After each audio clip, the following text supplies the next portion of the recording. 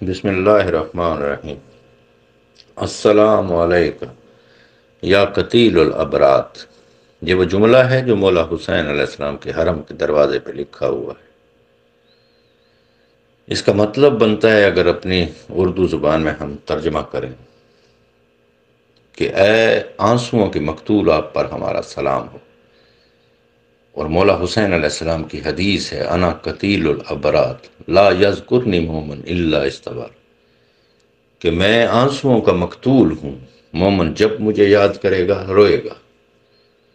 لیکن شاید عربی زبان سے واقفیت نہ ہونے کی وجہ سے اور ابرات اور عبرت میں فرق نہ کر پانے کی وجہ سے ہمارے سرائیکی ذاکرین نے اور نحا خانوں نے اور شعراء نے یہ لفظ ابرات کو عبرت بنا دیا اور مولا کے لیے یہ لفظ استعمال کرنے لگے، جو کہ سراسر توہین ہے مولا حسین علیہ السلام کی۔ وہ سرائیکی میں کہتے ہیں کہ بی بی نے فرمایا، اے میرا عبرت دا کٹھا ہویا بچڑا، اور اس قسم کے اور بہت سارے جملے، نعوذ باللہ۔ تو مولا کے لیے یہ لفظ ہرگز استعمال نہ کریں۔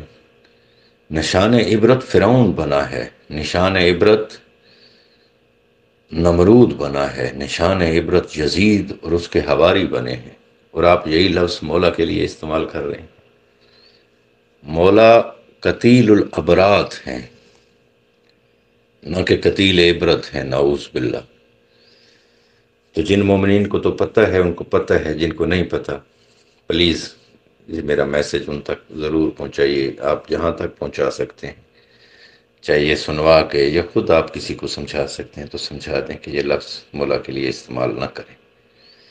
مولا قتیل ابرات ہیں، اور ہم ہمیشہ کہیں گے السلام علیکم یا قتیل الابرات۔